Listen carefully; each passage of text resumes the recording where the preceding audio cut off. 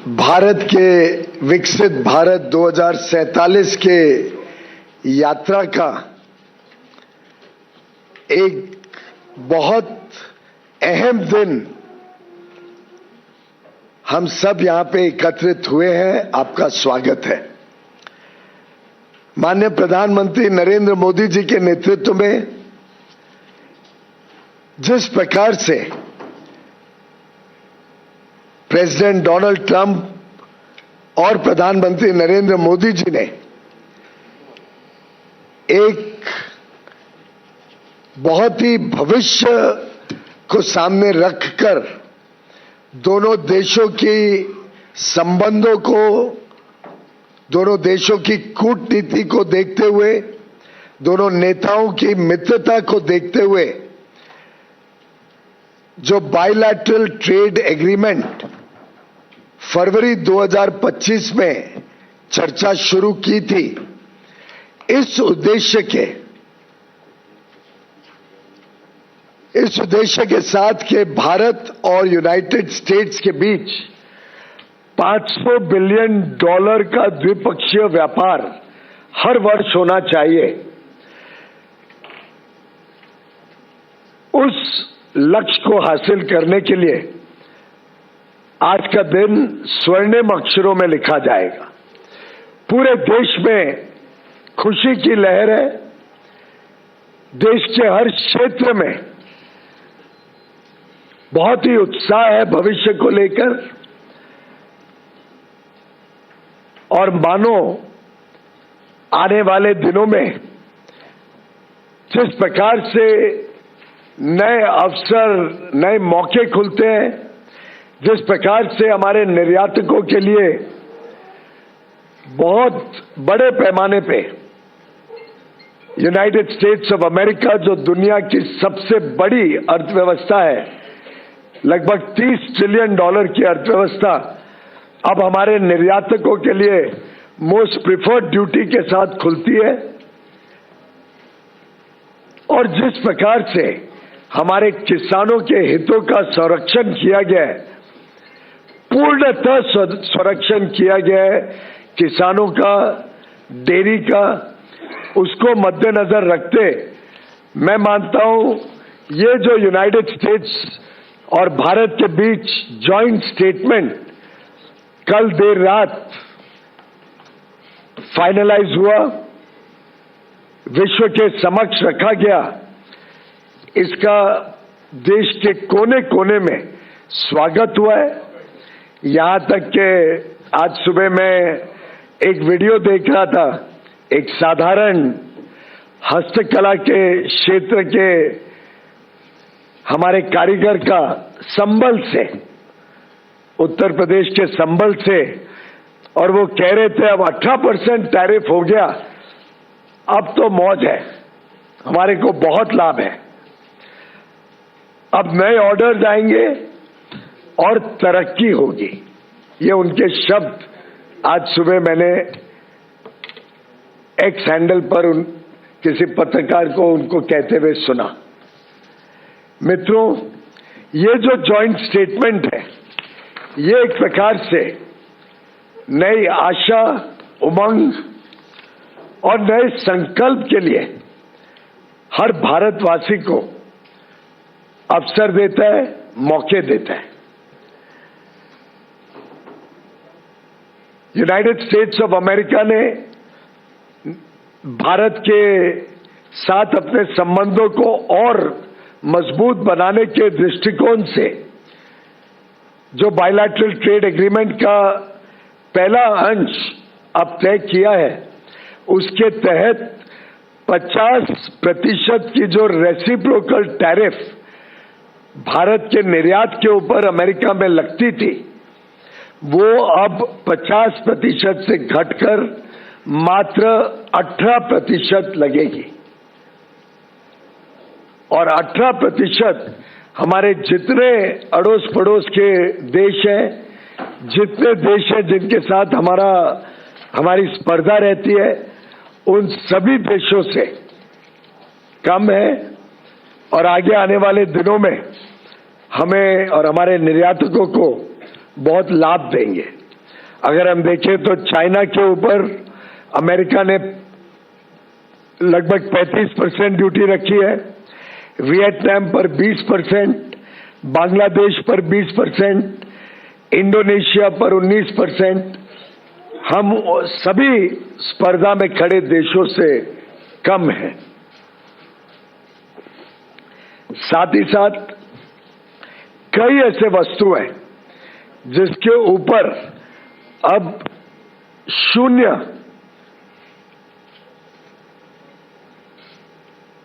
क्या है,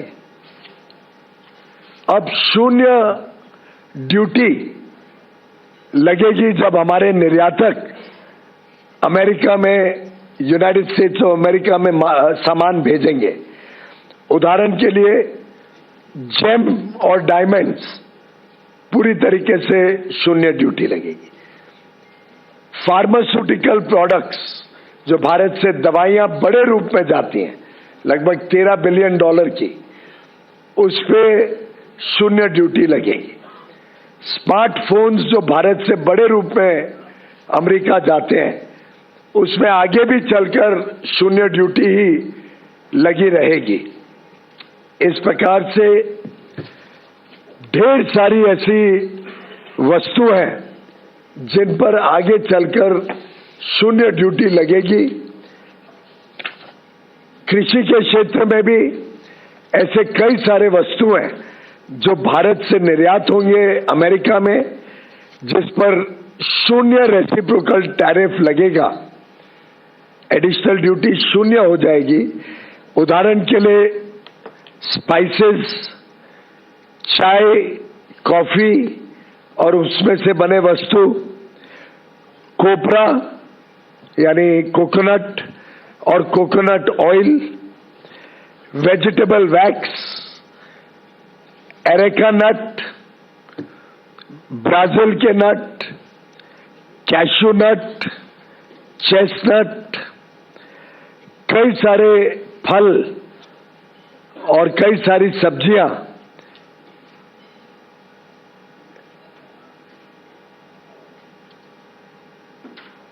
जैसे कि एवोकाडोस, बनाना, केला, गुआवा, मैंगो, आम, kiwi, papaya, pineapple, shiitake, mushroom Kashmir का, बाकी अन्य विभाग से।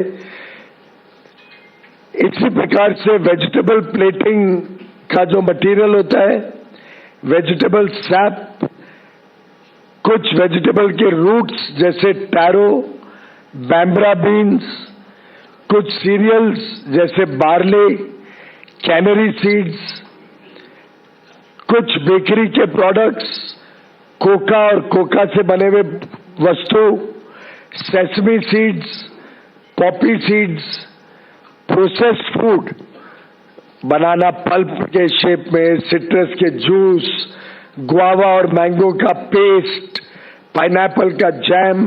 अब ये सभी वस्तुओं पर जो हमारे किसान भारत में बनाते हैं, इस पर अमेरिका में रेसिप्रोकल टैरिफ 50% से घटकर शून्य हो जाएगा, शून्य। इसी के साथ साथ कई सारे और वस्तु जो भारत से निर्यात होते हैं, जिसमें अमेरिका रेसिप्रोकल टैरिफ शून्य करेगा। उदाहरण के लिए एयरक्राफ्ट के पार्ट्स, मशीनरी के parts, generic drugs, pharmaceutical products, कुछ elementary auto parts, gem and diamonds जो वेस्ट बंगाल में बनते हैं, महाराष्ट्र, गुजरात में बनते हैं, तमिलनाडु में बनते हैं, केरल में बनते हैं, gem and diamonds, coins, platinum, clocks and watches, essential oils, कुछ होम डेकोर के वस्तु जैसे शैंडलियर्स, इल्यूमिनेटिंग साइंस, लैंप्स के कुछ पार्ट्स, सीट्स, कुछ इनऑर्गेनिक केमिकल्स, आयरन और hydro oxides, aluminium oxides, inorganic compounds, precious metals के, जिंक ऑक्साइड्स, कुछ इंस्ट्रूमेंट्स और अपैरेटस, कुछ अलग अलग प्रकार के मिनरल्स और नेचुरल रिसोर्सेज, कुछ पेपर, प्लास्टिक और वुड की वस्तुएं, नेचुरल रबर। देखिए कितनी सारी वस्तुओं पे भारत को 0 रेसिप्रोकल टैरिफ मिलने जा रहे हैं। इसी के साथ साथ हम सबके लिए बहुत ही खुशी की बात है, और इसका तो मैं समझता हूं पूरे देश में चर्चा हो रही है कि कैसे कई सारे किसानों के किए गए वस्तु, किसानी क्षेत्र के उत्पाद अब भारत से 0 ड्यूटी पर अमेरिका में जा सकेंगे, और जिसका भारत के निर्यात को फायदा होगा। इसी के साथ साथ एक देश में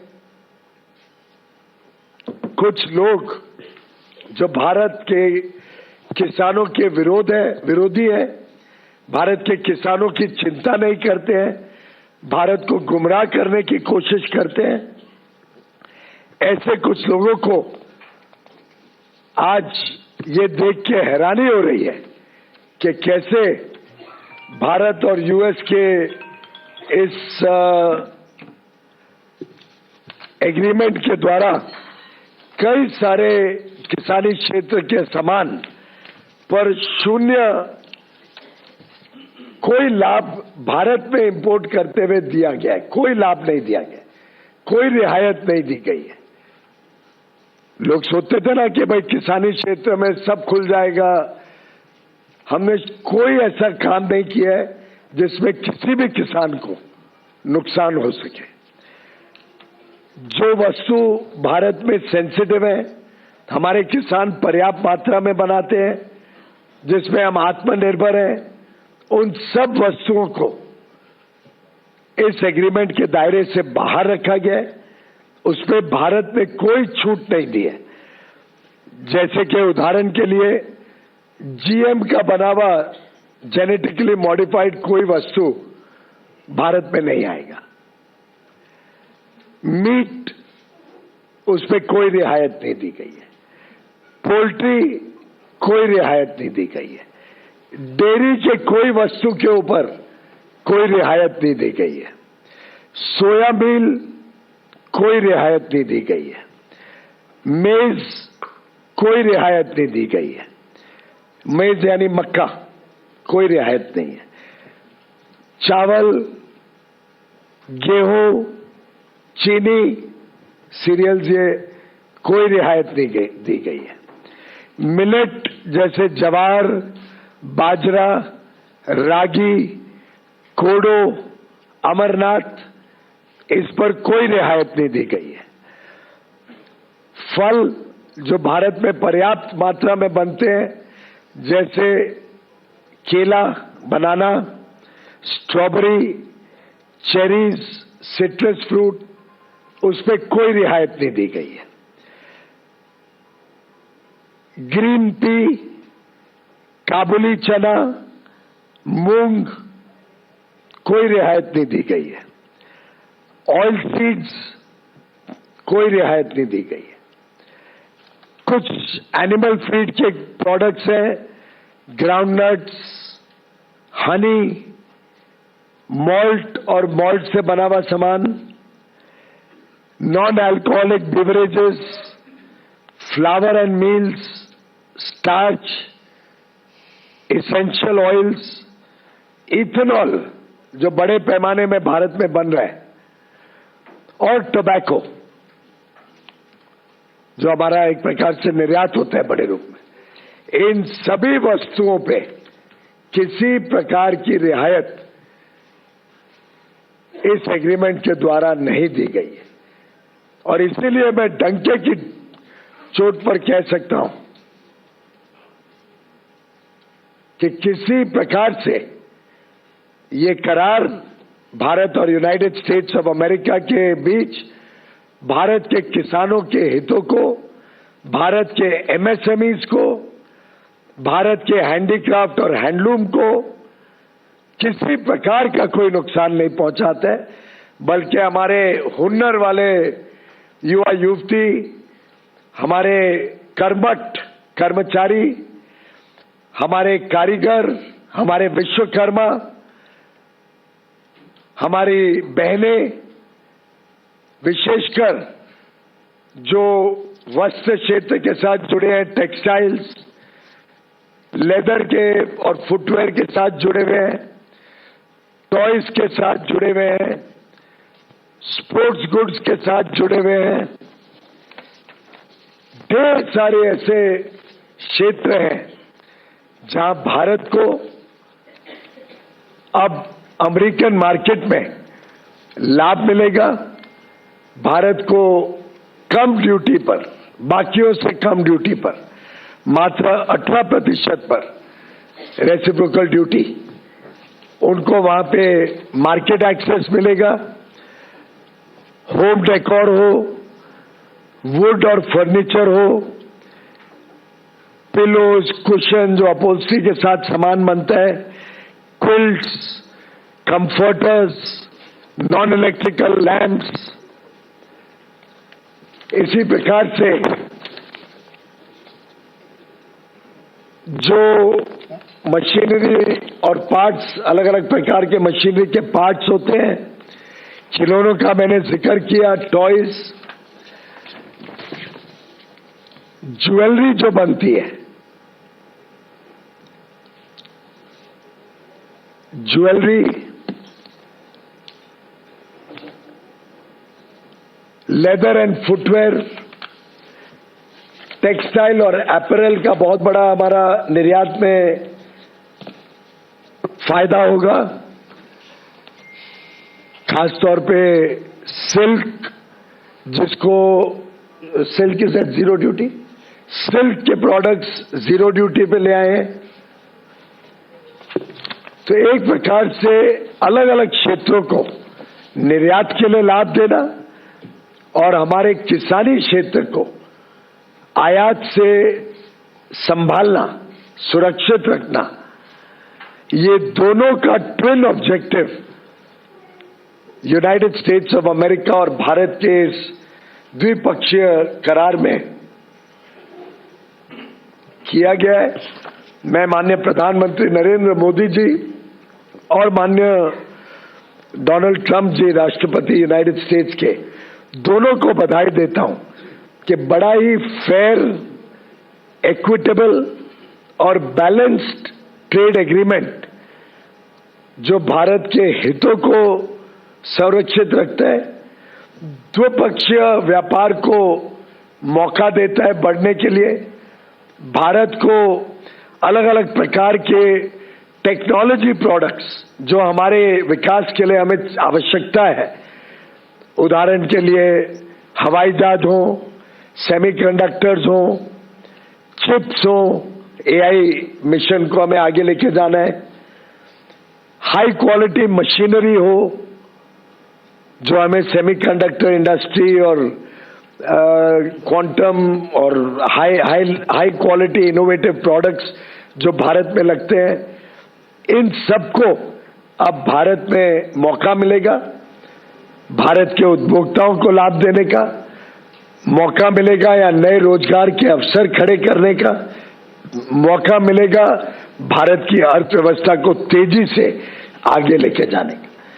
मैं समझता हूं ये समझौता हम समर्पित करते हैं भारत के निर्यातकों को, ये समझौता हम समर्पित करते हैं भारत के किसानों को, ये समझौता समर्पित है भारत के सूक्ष्म, लघु और मध्यम उद्योग एमएसएमईज को, ये समझौता समर्पित है भारत के कामगारों को, युवाओं को, बहनों को, मछुआरों को और लाखों करोड़ों लोगों को इस बहुत ही बेहतरीन करार से बड़े पैमाने पे रोजगार के अवसर, उद्योग के अवसर, उद्यमी बनने के अवसर, स्टार्टअप शुरू करने के अवसर, व्यापार करने के अवसर अलग अलग क्षेत्रों में मिलेंगे।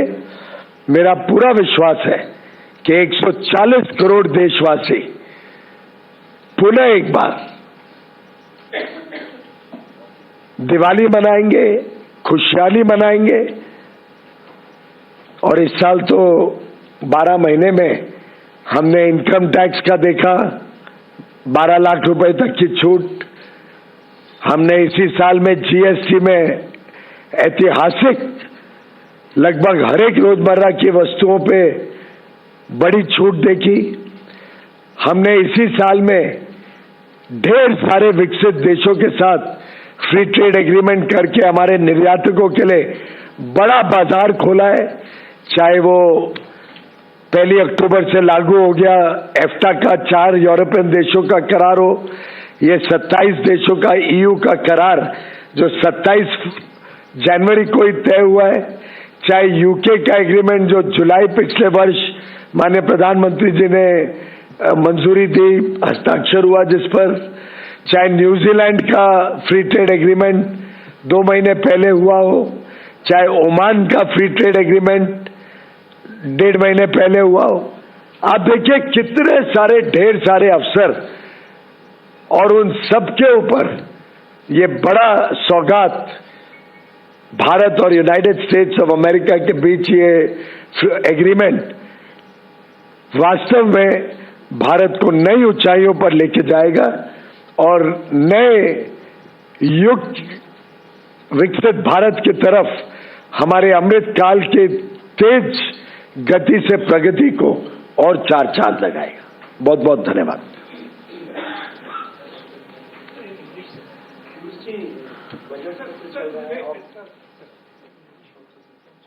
नहीं, पहले प्रश्न ले लेते हैं फिर बात है।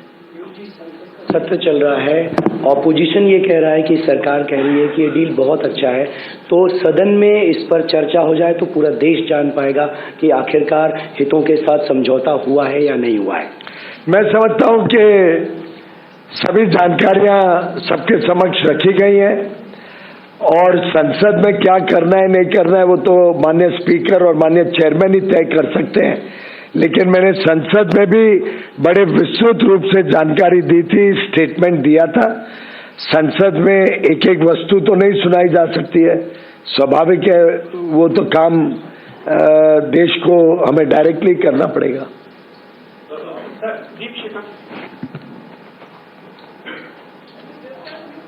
Mic. So could you also share the list of items on which India would be reducing duty to 0 for American products? Bharat ने अपने हितों को देखते हुए और अपनी जरूरतों को देखते हुए बड़ा कैलिब्रेटेड तरीके से उन वस्तुओं पे विशेषकर जहां हम आज भी आयात के ऊपर निर्भर हैं और हमारे किसानों को संरक्षण रखते हुए कुछ वस्तुओं पे खोली है मार्केट। उदाहरण के लिए अगर हम देखें तो DDGS, डिस्टिल्ड ग्रेन सॉल्युबल, अब ये इसमें एक सीमित रूप से अमेरिका से सामान लाया जाएगा भारत में, जो हमारे एनिमल हस्बेंड्री ने मांग रखी थी हमारे सामने, जो उनकी जरूरत थी उतनी क्वांटिटी अमेरिका से लाई जाएगी जो पोल्ट्री के लिए बहुत लाभदायक होगी। इसी प्रकार से कुछ चीजें ऐसी हैं जिसमें भारत को जरूरत पड़ती है, किसानों की हितों को रक्षा करते हुए इसमें हमने उसको खोला है। कुछ चीजें ऐसी हैं जो भारत में बनती है पर पर्याप्त मात्रा में नहीं बनती है, जिसमें कंपटीशन होगा तो उपभोक्ताओं को लाभ होगा। कुछ वाइन्स और स्पिरिट्स खोली है जो अमेरिका में बनती है और कुछ लोग भारत में लेना चाहते हैं, तो अल्कोहलिक बिवरेजेस में कुछ खुलासा किया गया है जिसमें एक मिनिमम इंपोर्ट प्राइस भी रखी है, जिससे भारत के स्वदेशी उत्पाद और उसके बीच कंपटीशन ना हो, दोनों एक दूसरे के पूरक बने। तो कुछ चीजें हम 20 साल से जब यूपीए की सरकार चल रही थी तब से इंपोर्ट चलते आ रहे हैं, जैसे पिस्ता है, वॉलनट है, आलमंड है, कुछ लेंटिल है, कुछ चीजें वर्षों वर्षों से निर्यात होते जा रही हैं। उन चीजों के ऊपर हमने फेस्ड एलिमिनेशन कुछ चीजों पर, और जो हमारी जरूरत है कुछ चीजों पर शुरू से ही उनको छूट दी है। वैसे ही मैंने जैसे पहले बताया, इंडस्ट्रियल प्रोडक्शन में बहुत सारे ऐसे वस्तु हैं जो भारत की जरूरत है। कई सारी दवाइयां हैं जो बहुत इनोवेटिव हैं, कैंसर के ट्रीटमेंट के लिए, हार्ट के ट्रीटमेंट के लिए, न्यूरो ट्रीटमेंट के लिए, पीडियाट्रिक ट्रीटमेंट के लिए, जो महंगी हो जाती है ड्यूटी लगने से। ऐसे कई सारे वस्तु जो देश हित में है, जनहित में है, उनको खोला गया है। ऐसे ही हमारे उपभोक्ताओं के लिए कॉस्मेटिक्स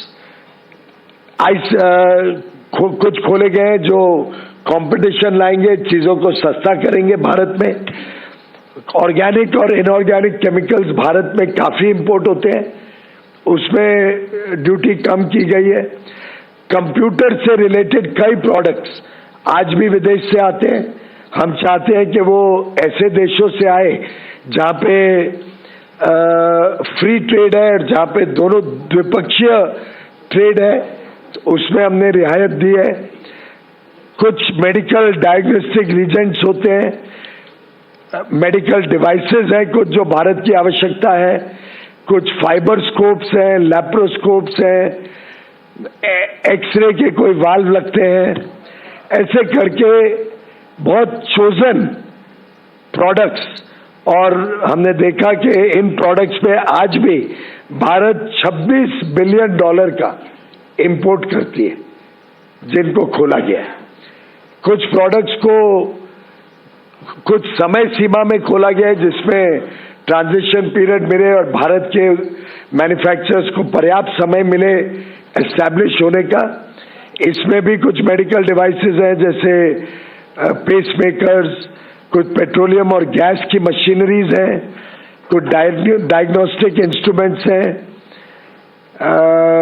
इमेजिंग अपैरेटस है, हार्ट लंग मशीन्स हैं, हियरिंग एड सिस्टम्स हैं, आर्टिफिशियल जॉइंट्स हैं। जो चीजें भारत में हम डेवलप भी कर रहे हैं, पर साथ साथ में विदेश से आएगा, स्पर्धा होगी, तो हमारे उपभोक्ताओं को अच्छी गुणवत्ता का भी माल मिलेगा और सामान भी सस्ता रहेगा, एफिशिएंसी आएगी इंडस्ट्री में। और कुछ थोड़े बहुत प्रोडक्ट्स हैं जहां पे हमने टैरिफ का एक कोटा दिया है जिसमें टैरिफ रिडक्शन की है। तो इस प्रकार से भारत के ऑफर्स हैं। स्वाभाविक है, कोई भी द्विपक्षीय जब करार होता है तो दो तरफा होता है और दोनों तरफ को लाभ होता है, तभी वो आगे फलता फूलता है। Piyush sir, has India agreed not to import Russian oil as mentioned in Trump executive order? ये इसकी जानकारी आपको दे पाएंगे। सर, कपास और सेब जो आपने जो लिस्ट आई है एक प्रोडक्ट्स की, उसमें कपास और सेब का क्या स्टेटस है? क्या उसके लिए हमने बाजार खोला है? इन दोनों के ऊपर आज के दिन भी इंपोर्ट भारी मात्रा में होता है। उदाहरण के लिए सेब आज भी 6 लाख टन इंपोर्ट होता है। अमेरिका से भी सेब बड़े पैमाने पे इंपोर्ट होता है। आज जो इंपोर्ट हो रहा है वो 50 रुपए मिनिमम इंपोर्ट प्राइस पे इंपोर्ट होता है और उस पर 50% ड्यूटी यानी 25 रुपए। तो एक प्रकार से सेब के किसानों को संरक्षण देने के लिए 50 मिनिमम इंपोर्ट प्राइस, उस पर 25 ड्यूटी, 75 रुपए आज एक फ्लोर है जिससे नीचे इंपोर्टेड माल नहीं आ सकता है। और 6 लाख टन आज भी आ रहा है क्योंकि हमारी खपत ज्यादा है और हमारी प्रोडक्शन उस पैमाने पे कम है और खपत बढ़ते जा रही है जैसे जैसे लोगों की और ज्यादा जरूरतें या डिमांड बढ़ते जा रही है, खपत भी बढ़ रही है। उसके बावजूद जितना आज अमेरिका से इंपोर्ट होता है उससे कम कोटा आज अमेरिका को कंसेशनल ड्यूटी पे दिया गया है। उस पर भी मिनिमम इंपोर्ट प्राइस 80 रुपए रखी गई है और 25% ड्यूटी, यानी 80 रुपए का मिनिमम इंपोर्ट प्राइस, 25% ड्यूटी यानी 20 रुपए। तो भी आज के 75 रुपए के फ्लोर प्राइस से वो 100 रुपए है जिस पे कोटा दिया गया। तो हमारे सेब के किसान पूर्णतः संतुष्ट है और वो जरा भी चिंता ना करें, उनका सामान, उनका बनाया हुआ उत्पाद और उसकी कीमत उनको सही दाम उनको सुनिश्चित किया गया। कापूस में भी आज बड़े पैमाने पे कापूस इंपोर्ट होता है क्योंकि हमारे पास एक्स्ट्रा लॉन्ग स्टेपल कॉटन जो अमेरिका में उगता है भारत में पर्याप्त मात्रा में उगता नहीं है, वैसे तो बहुत ही कम उगता है। मैंने वस्त्र मंत्रालय संभाला है, मैं जानता हूं कि हमें निर्यात के लिए बड़े पैमाने पे कापूस की जरूरत पड़ती है भारत में। एक्स्ट्रा लॉन्ग स्टेपल कॉटन बड़े पैमाने पे आता है और आज से नहीं, कांग्रेस के जमाने से आता है। उसमें हमने एक आज जो आयात होता है, आज के आयात के लगभग कोटा ओपन किया है। Times will come to everyone. Come. Yeah, thank you, John Reed from the FT. Does the Honourable Minister have any comment on the White House's statement that it's going to be monitoring India's purchases of Russian oil and it could reimpose the 25% tariff? I'm sorry if I missed something. I just mentioned that will be responded by the Foreign Ministry. Mike है ना आपके पास? Sir, Aamir news nation से पहला तो ये कि export import में डिफरेंसेस क्या है, कितना हम एक्सपोर्ट कर पा रहे हैं और कितना हम इंपोर्ट करेंगे, इसका कोई फिगर आउट अगर आप दे सके। दूसरा, ये प्रोडक्ट को की क्वालिटी को लेकर के सवाल खड़े होते हैं। कई बार आपने देखा विदेश में जो कुछ प्रोडक्ट भारत से गए उनकी क्वालिटी को लेकर से सवाल खड़े हुए। मसालों की खास बात मैं बात कर रहा हूँ, तो उसको लेकर के क्या कंसर्न रहेगा भारत की तरफ से कि एक्सपोर्ट होगा? सबसे पहले तो हमारा लक्ष्य है कि द्विपक्षीय व्यापार अमेरिका और भारत के बीच $500 बिलियन यानी 45 लाख करोड़ रुपए का द्विपक्षीय व्यापार हम अमेरिका के साथ आगे चल के देखते हैं। इसमें सर्विसेज भी हैं, गुड्स भी है और मैं समझता हूं बड़े पैमाने पे अब हमारे निर्यातकों के लिए अवसर खुले हैं। अब हमारे निर्यातक इसका बड़े से बड़े तौर पे लाभ लें, ऐसा मैं उन सबको अपील करता हूं। रही बात क्वालिटी की, मेरा मानना है आज भारत की क्वालिटी दुनिया में उत्तम क्वालिटी का माल होता है। आपने देखा है माननीय प्रधानमंत्री ने क्वालिटी पे कितना जोर दिया है। 2014 से ही जब उन्होंने प्रधानमंत्री का देश को सेवा करने का पद संभाला, पहले से ही उन्होंने क्वालिटी के ऊपर जोर दिया।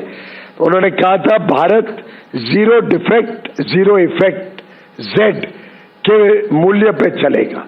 हाल में ही उनके मन की बात जो 2 हफ्ते पहले हुई थी रविवार को, उसमें भी माननीय प्रधानमंत्री जी ने क्वालिटी पर बल दिया। पार्लियामेंट का सेशन शुरू हुआ, उनके पहले दिन के उद्बोधन में भी उन्होंने क्वालिटी का जिक्र किया और परसों ही राज्यसभा में माननीय महामहिम राष्ट्रपति जी के उद्बोधन पर जो धन्यवाद का प्रस्ताव था, उस पर भी जवाब देते हुए माननीय प्रधानमंत्री जी ने बल दिया कि भारत की क्वालिटी और भारत का ब्रांड सर्वोच्चम होना चाहिए, बेस्ट होना चाहिए, दुनिया का फेवरेट होना चाहिए। और मैं मानता हूं हमारे निर्यातक बहुत बेहतरीन काम कर रहे हैं इसमें। सर, कृषि और डेयरी क्षेत्र में क्या 100% प्रोटेक्शन है? क्योंकि कंफ्यूजन ये है कि क्या कुछ शर्तों के साथ उनको एंट्री दी गई है और लगातार विपक्ष जो ये कह रहा है कि पूरी बात बता नहीं रही है सरकार। अब विपक्ष के लाचारी का, झूठ और भ्रम का तो हमने अब इतना अनुभव हो गया है कि भारत की जनता भी उनसे अब भ्रमित नहीं होती है। झूठ और फरेब के अलावा उनके पास जनता के पास लेके जाने के लिए कुछ नहीं है। मैं पुनः एक बार दोहराता हूं कि भारत की डेयरी में कोई शर्त के साथ भी कुछ खोला नहीं गया है, किसी प्रकार का कोई कॉम्प्रोमाइज नहीं है और पूरी तरीके से भारत की डेयरी में कोई ओपन कुछ नहीं किया गया, कोई कंसेशन नहीं दिया गया। इसी के साथ साथ जो भारत के प्रमुख कृषि क्षेत्र के उत्पाद हैं, और मैंने बड़े विस्तार से कहा, मैं चाहूंगा कि उसका इन्फोग्राफिक्स भी हम लगा दें, तो दोनों चारों टीवी पे आपको एक इन्फोग्राफिक भी एक बार देख लीजिए। हमने जो मेन इंडिया के प्रोडक्शन है, जिसमें मीट है, पोल्ट्री है, डेयरी है, जीएम फूड प्रोडक्ट्स हैं, सोयाबीन है, मेज है, सीरियल्स है, मिलेट्स है, ज्वार, बाजरा, रागी, कोडो, अमरांत, फल है, केला, स्ट्रॉबेरी, चेरी, सिट्रस फ्रूट यानी मेरे ख्याल से संतरा वगैरह, ग्रीन पीस, काबुली चना, मूंग, ऑयल सीड्स, कुछ एनिमल फीड के प्रोडक्ट्स, ग्राउंडनट, हनी, मॉल्ट और उसके extract, non alcoholic beverages, flower और मील्स, स्टार्च, कुछ एसेंशियल ऑयल्स, इथेनॉल और टबैको। अब इतने ये वस्तु एक बार मोटे और भी है, जिसके इन्फोग्राफिक्स आप सबको शेयर भी हो जाएंगे, स्क्रीन पे भी लगातार दिखाए जाएंगे। इन सबको जब हमने कोई छूट, कोई रियायत, कोई शर्त या बिना शर्त किसी प्रकार से भी कोई कॉम्प्रोमाइज नहीं किया, तो मैं समझता हूं भारत के किसान आज खुशहाली मनाएंगे और पूरी तरीके से संतुष्ट हैं। Sir, Karishma from Business Today. Congratulations to you. So you spoke of some limitations on imports, like you mentioned about apples and also particular quantity for DDGS. So is this going to be more quota based, and if yes, for all the imports? Not necessarily. It depends. There are some items we don't make in India. So we have done a very calibrated opening depending on India's needs and India's current situation. Sir, this is Archit from business standard. Sir, दो छोटे सवाल हैं। एक तो जो $500 billion का trade होगा, उसमें एनर्जी इंपोर्ट का कंपोनेंट क्या होगा, और सरकार का क्या अनुमान है कि रूस से हटकर अगर हम अमेरिका से ऑयल इंपोर्ट करेंगे तो खर्चा कितना होगा। और दूसरी बात, सोयाबीन ऑयल की जहां तक बात है, हमने पिछले साल एडिबल ऑयल ईयर में 3.7% of our total crude soybean oil needs we had imported from US. Do you see this going up, and by how much when import duties are reduced to zero? Now they're 27.5%. As regards the composition of the imports, it is up to the importers and up to the suppliers of the United States to give them an offer that they cannot refuse, and material comes into India. उसमें सरकार तो कुछ खरीदती नहीं है, बेचती नहीं है, वो प्राइवेट ट्रांजैक्शन है। रही बात ऑयल की, उसका मैं आपको कई बार बोल चुका हूं, आप जितनी बार और पूछोगे मेरा जवाब वही होगा कि वो MEA उसका जवाब देगा। और जहां तक सोयाबीन ऑयल की बात है, उसमें भी एक कोटा निर्धारित किया गया।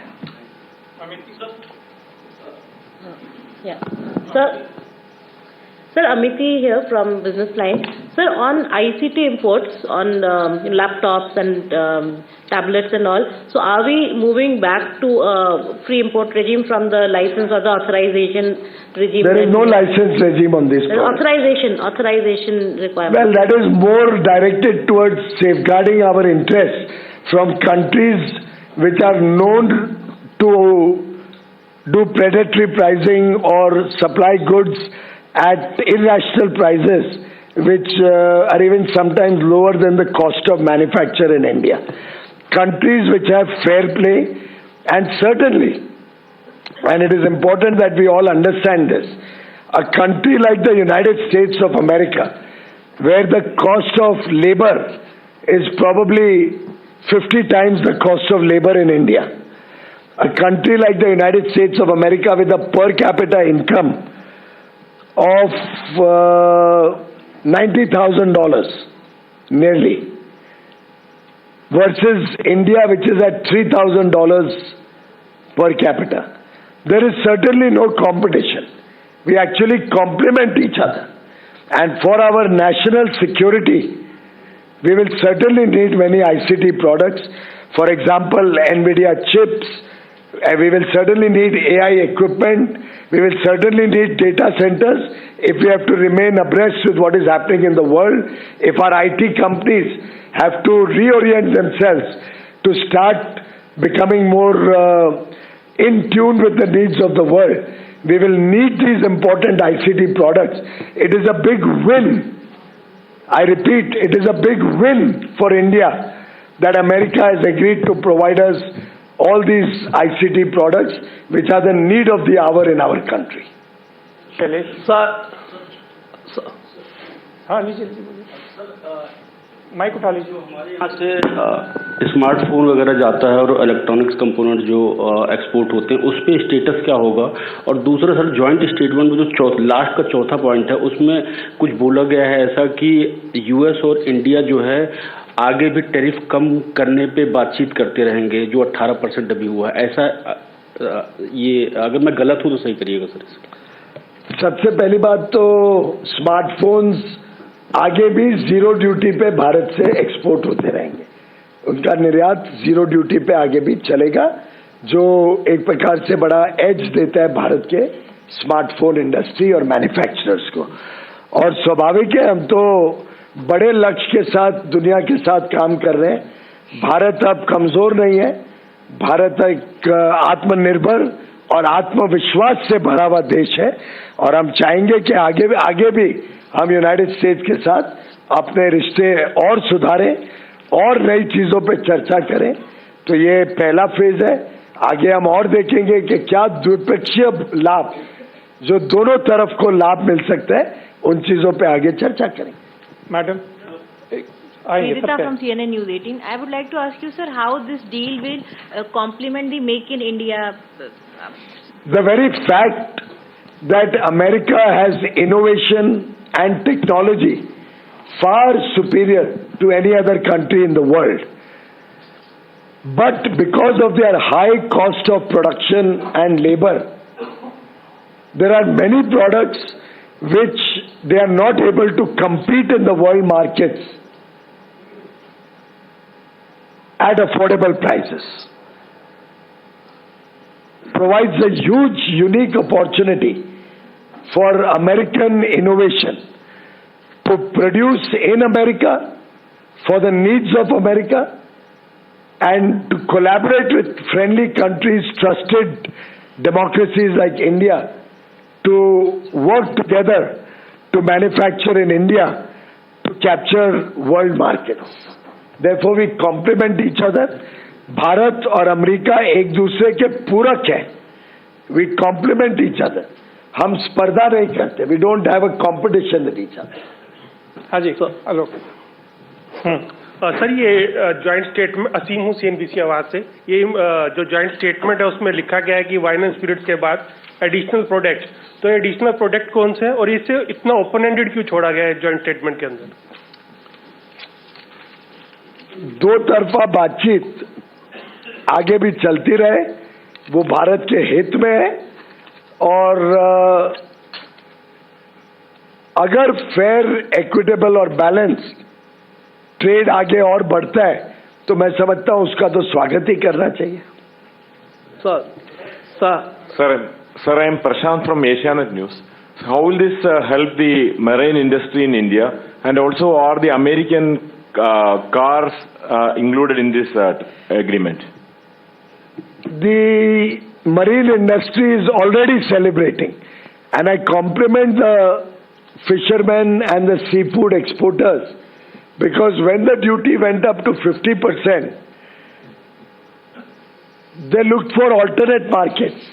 and the government helped them open up markets in other geographies. For example, the whole European Union opened up a big market opportunity, and despite a fall in US exports, we saw a 20% increase in seafood exports in the last few months. Now, with seafood also coming down to 18%, they will have a double benefit. They have new markets which they have opened up, and they will also be able to supply to the American market. So I saw some news reports that seafood exporters are celebrating in all the coastal areas, particularly in Kerala. Seafood and fishermen are celebrating, particularly in Tamil Nadu. Seafood and fishermen are celebrating in Maharashtra, in Gujarat, in Andhra Pradesh, in Odisha. There's a wave of happiness amongst the seafood exporters. Sir Manohar Singh Univarta से मेरे sir छोटे छोटे 2-3 सवाल हैं। एक तो मैं चाहूँगा जानना कि जो TRQ का हमने प्रोटेक्शन लिया है, क्या टैरिफ रेट कोटा का, सेब और कॉटन के अलावा हमें किन किन वस्तुओं पे हमने व्यवस्था रखी है। दूसरा जो हमारा स्टील और एल्युमिनियम प्रोडक्ट है, जिसको नेशनल सिक्योरिटी एक्ट के तहत राष्ट्रपति ट्रंप ने उसको जो है उनके आयात पे हमारे जो प्यूनिटिव या प्रोटेक्टिव टैरिफ लगाए, कई प्रोडक्ट्स हैं जिसपे टैरिफ रेट कोटा रखा गया, तो लिस्ट बड़ी लंबी है, समय पर आपके पास आ जाएगा। और जहाँ तक स्टील और एल्युमिनियम का सवाल है, वो पूरे विश्व के ऊपर उन्होंने 50% टैरिफ लगाए, तो वो टैरिफ पूरे विश्व में सबके ऊपर सेम है, जितना भारत पे उतने बाकी सब देशों पे भी है। हाँ जी sir, from Media One. Sir, major announcements include free Bring the mic close. Sir, Dhanasmol from Media One. Major announcements include free trade and Russian oil announced by Donald Trump. Could you join? I mean, they have said it so many times, the MEA will respond to that. Anybody else? This is... Hello. Sir, Rishabh with NDTV Profit. Here, sir. The statement also mentions that US-India will work together to address non-market policies of third parties. Is that a reference to our northern neighbor? What is the process there? समझने वाले समझ गए। Sir, just a small clarification, ये बात कही जा रही, कई जगह शंका है कि DDGS चूंकि अमेरिका में GM से ही होता है, तो ये क्या इनडायरेक्ट एंट्री हो जाएगी GM की? इसके ऊपर एनवायरमेंट मिनिस्ट्री के प्रोसेसेस हैं, और जैसे बोविन मीट है, एक बार बोविन मीट प्रोसेस हो जाता है तो फुट एंड माउथ डिजीज के ट्रेस नहीं आते उसमें, that is done and dusted after it gets process.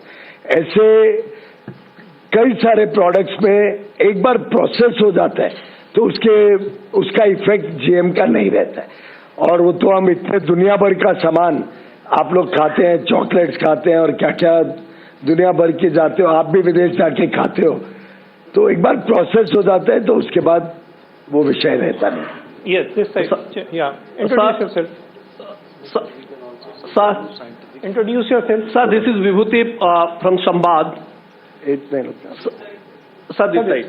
This is Vibhuti from Sambad, Odisha. So I want to ask you one thing. As you know, sir, Odisha is a very fast-growing state in strawberry.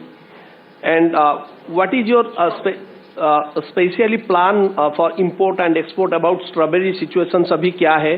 और second चीज है, कुछ pesticides product को लेके last time US has done problem on mangoes. So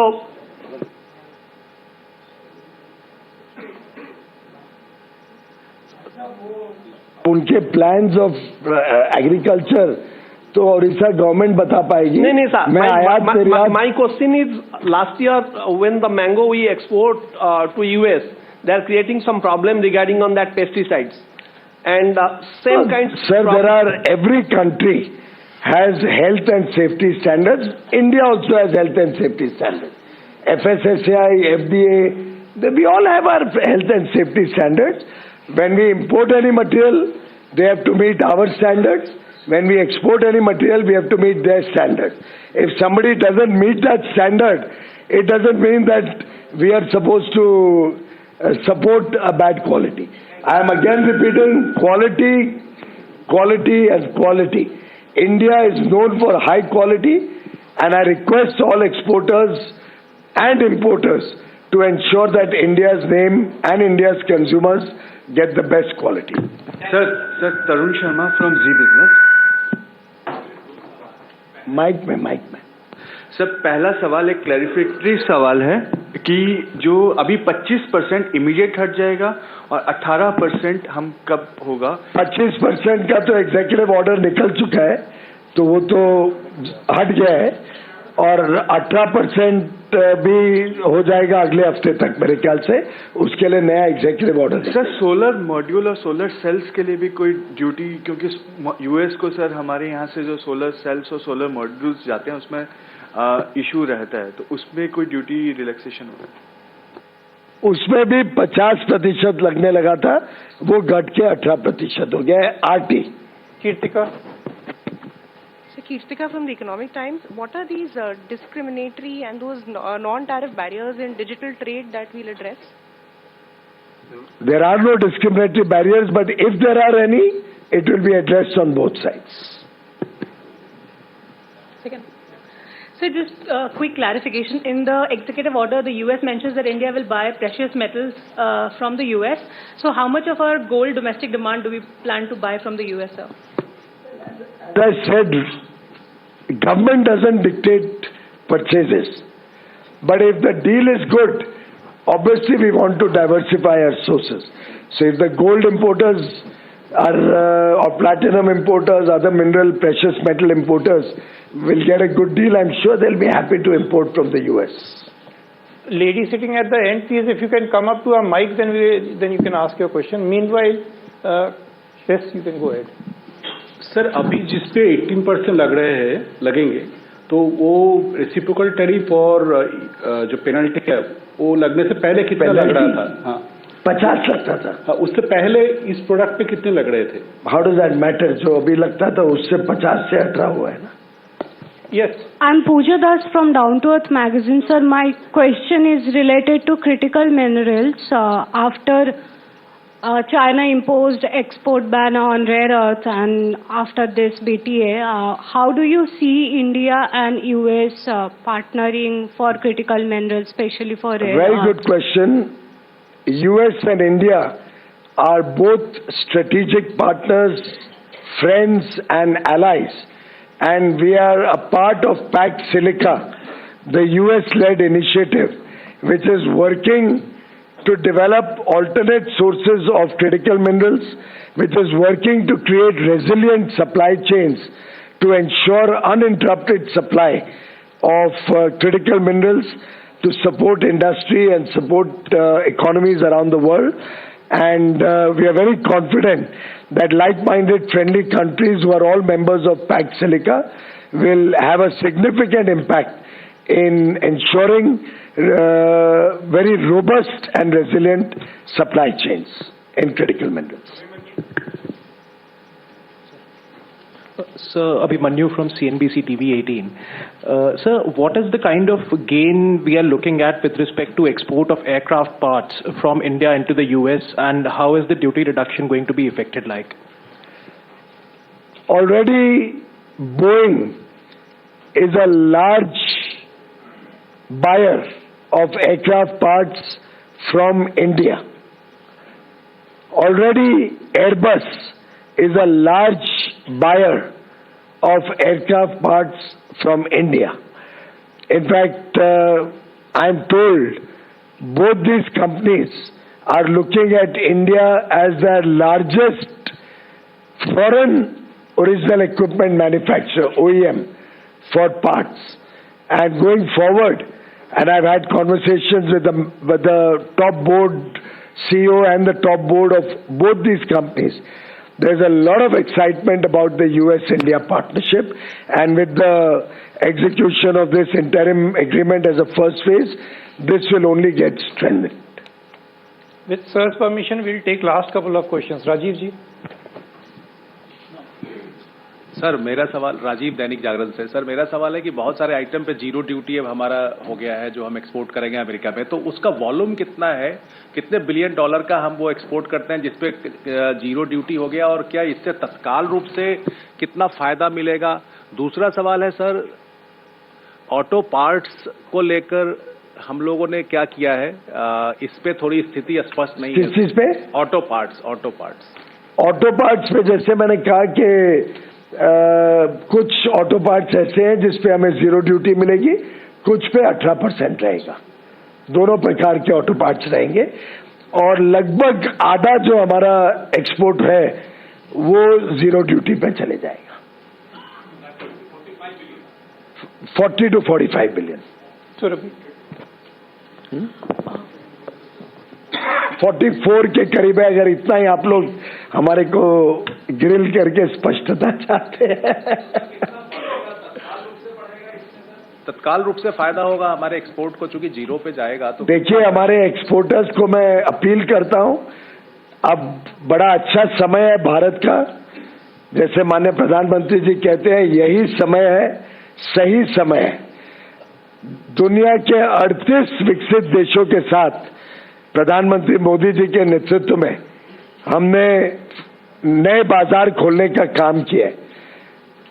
आज हमारे निर्यातकों के लिए, हमारे मेक इन इंडिया प्रोग्राम के लिए, हमारे स्टार्टअप्स के लिए स्वर्णिम मौका है।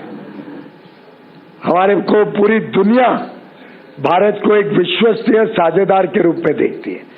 भारत के युवा युवतियों के हुनर पर, उनके टैलेंट पर, उनके स्किल पर दुनिया को बहुत उम्मीदें लगी हुई है और मेरा पूरा विश्वास है माननीय प्रधानमंत्री मोदी जी के नेतृत्व में भारत आगे आने वाले दिनों में दशकों तक विश्व की सबसे तेज गति से बढ़ने वाली अर्थव्यवस्था बना रहेगा और जल्द ही दुनिया का तीसरा सबसे बड़ा अर्थव्यवस्था बन जाएगा